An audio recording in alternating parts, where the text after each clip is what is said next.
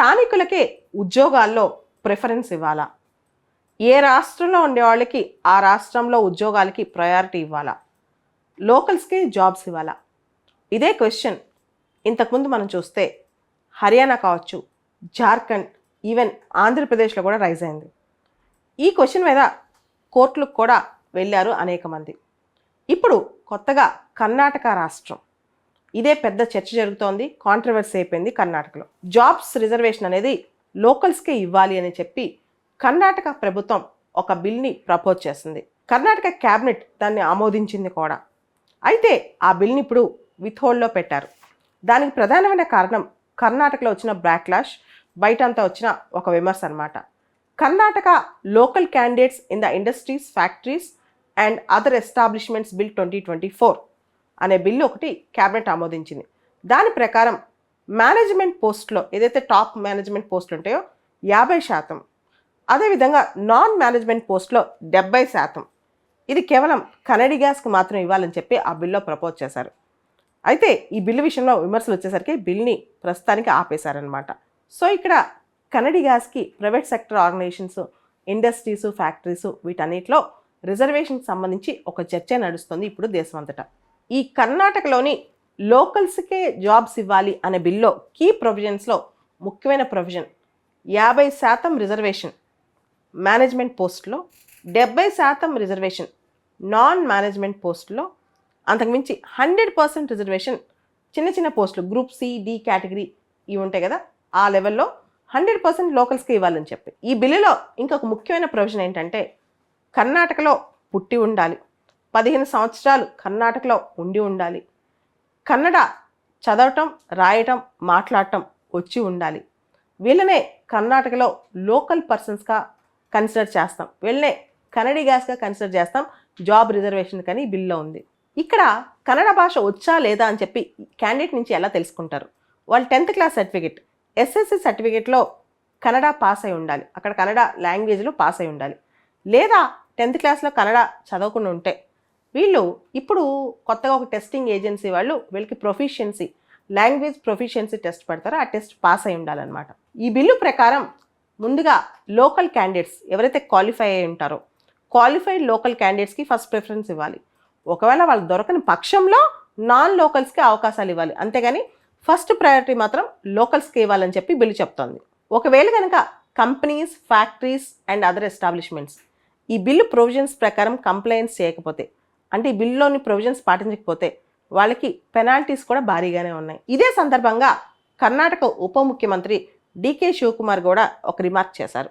ఆయన ప్రకారం బెంగళూరు సిటీనే తీసుకుందాం, 1.4 crore పాపులేషన్ ఉంది సిటీలో. ఆల్రెడీ సిటీ ఇన్ఫ్రాస్ట్రక్చర్ మీద ఓవర్ బర్డెన్ అయింది. భారతదేశంలోని చాలామంది బెంగళూరుకు వచ్చి నివసిస్తున్నారు, అంటే మనం బెంగళూరులో అందరినీ అకామిడేట్ చేస్తున్నాం. అయితే ఇక్కడ ఇంకో క్వశ్చన్ ఏంటంటే కనడి గ్యాస్ బేసికల్గా లోకల్ పీపుల్కి మాత్రం ఎక్కువ మందికి జాబ్స్ ఇవ్వలేకపోతున్నాం, వీళ్ళని కూడా అంటే వాళ్ళ మదర్లాండ్లో వాళ్ళకి జాబ్స్ ఉండే అవకాశం కూడా కల్పించాలి కదా అని చెప్పి ఆయన ఒక కొత్త వాదం వెలుగులోకి తీసుకొచ్చారు. దాంతోపాటు రీసెంట్గా కేంద్రంలో కానీ రాష్ట్రాల్లో కానీ అన్ఎంప్లాయ్మెంట్ అనేది చాలా పెద్ద ఇష్యూ అయింది.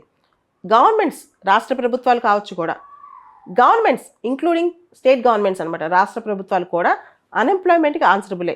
లోకల్ పీపుల్కి జాబ్స్ లేకుండా ఉంటే వాళ్ళు ఖచ్చితంగా గవర్నమెంట్ని క్వశ్చన్ చేస్తారు, ఎలక్షన్ టైంలో అది పెద్ద ఇష్యూ అవుద్ది. ఈ విధంగా గవర్నమెంట్ తరఫున వాదనలు అనేకం వినిపిస్తున్నాయి కర్ణాటకలో. వీటన్నిటితో పాటు కర్ణాటకలో మనం గమనిస్తే కర్ణాటకలో రిజిస్టర్ అయిన ఓటర్స్ ఫ్రెంచ్ పాపులేషన్ కంటే ఎక్కువ. యూరోప్లో ఒక దేశ జనాభా కంటే కర్ణాటకలో ఓటర్స్ ఎక్కువ.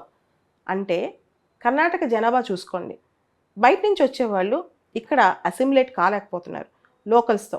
దీంతో కొంత ఫ్రిక్షన్, మా కల్చర్, మేము, మా జాబ్స్, ఈ ఆలోచన లోకల్ కనడి గ్యాస్లో కూడా కాస్త ఎక్కువగానే కనిపిస్తుంది. ఇప్పుడు కర్ణాటక లోకల్ పీపుల్ వర్షన్లో ఎన్ని ఇండస్ట్రీస్ ఉంటే ఏంటి, ఎన్ని ఫ్యాక్టరీస్ వస్తే ఏంటి, మాకు ఉద్యోగాలు లేనప్పుడు అని వాళ్ళు క్వశ్చన్ చేస్తున్నారు. ఇలా జాబ్స్ లోకల్స్కే ఇవ్వాలి, లోకల్స్కే రిజర్వేషన్ అని చెప్పేది కర్ణాటక ఫస్ట్ గవర్నమెంట్ కాదు. ఇంతకుముందే పంజాబ్, హర్యానా కావచ్చు, తర్వాత ఆంధ్రప్రదేశ్, జార్ఖండ్ ఇవన్నీ కూడా వీటి మీద చాలా కేసులు అయ్యాయి కోర్టులో, చాలా వరకు ఇవన్నీ హోల్డ్లోనే ఉన్నాయి. మొత్తం ఈ కర్ణాటక లోకల్ రిజర్వేషన్ వ్యవహారానికి చాలా విమర్శలు కూడా వస్తున్నాయి. కిరణ్ మజుందార్, మోహన్ దాస్ పై, అలానే నాస్కామ్ అనేది ఒక ఐటీ ఇండస్ట్రియల్ బాడీ, వీళ్ళందరూ కూడా ఈ లోకల్స్కి రిజర్వేషన్ ఇవ్వటాన్ని అపోజ్ చేస్తున్నారు. దీనివల్ల ఇప్పటివరకు కర్ణాటక ఏదైతే బెంగళూరు లాంటి సిటీస్ వెలిగాయో ఐటీ హబ్ లాగా ఇవన్నీ ఎరోడ్ అయిపోతాయి, ఇన్వెస్ట్మెంట్స్ తగ్గిపోతాయి, ఇవన్నీ చెప్తున్నారనమాట. అలానే టెక్నాలజీ సెక్టర్లో కానీ ఇతర సెక్టార్లో కానీ రకరకాల స్కిల్స్ అవసరం, స్కిల్ సెట్స్ అవసరం అనమాట. దీనిలో లోకల్స్కే రిజర్వేషన్ ఇవ్వాలి, లోకల్స్కే జాబ్స్ ఇవ్వాలంటే అలాంటి స్కిల్ మ్యాన్ పవర్ ఎగ్జాక్ట్గా లోకల్లో దొరకటం, క్వాలిటేటివ్ రిసోర్స్ పర్సన్ లోకల్లో దొరకటం చాలా సందర్భాల్లో కష్టం అవుద్ది. సో ఇంటర్నేషనల్గా నేషనల్గా చాలామంది రిసోర్స్ పర్సన్స్ని తెచ్చుకుంటారు. ఇప్పుడు ఇంత పెద్ద గ్లోబలైజ్డ్ వరల్డ్లో కనడిగాస్కే జాబ్ రిజర్వ్ చేయాలనుకోవటం తప్పు కదా అని చెప్పి కొంతమంది ప్రశ్నిస్తున్నారు. ఇది కొంతవరకు సన్స్ ఆఫ్ సాయిల్ థీరీ, అంటే ఎక్కడ పుడితే అక్కడికే వాళ్ళకే ఉద్యోగాలు, ఇలాంటి థీరీస్ని ప్రమోట్ చేస్తుంది.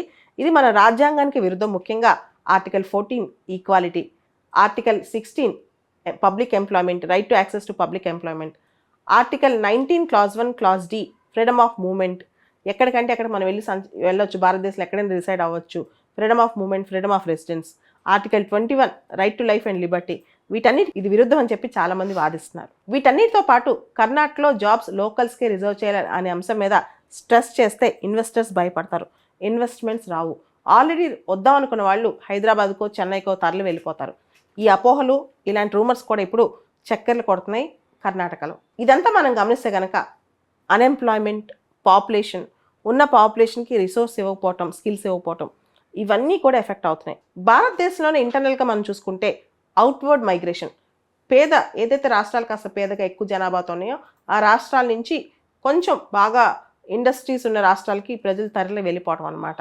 అయితే దీనికి సొల్యూషన్ లోకల్గా ఇండస్ట్రీస్ని డెవలప్ చేయటం, స్కిల్ సెట్ని డెవలప్ చేయటం, క్వాలిటేటివ్ స్కిల్స్ని చేయటం, దాంతోపాటు ఈ 21st century స్కిల్స్, ముఖ్యంగా ఆర్టిఫిషియల్ ఇంటెలిజెన్స్ కానీ ఇట్లాంటి స్కిల్స్ ప్రమోట్ చేయడం, ఇవన్నీ చేయటం ద్వారా ఇండస్ట్రియల్ పార్క్స్ని పెట్టడం కొత్తగా, వీటన్నిటి ద్వారా కొంతవరకు మనం అన్ఎంప్లాయ్మెంట్ బర్డన్ స్టేట్స్లో తగ్గించవచ్చు. కాకపోతే ఇట్లాంటి బెంగళూరు లాంటి సిటీలో లేదా కర్ణాటక లాంటి ప్రాంతంలో ఓన్లీ లోకల్స్కే జాబ్స్ అన్ని ఇవ్వాలంటే మాత్రం భవిష్యత్తులో ఇన్వెస్టర్స్ రావడం కష్టం.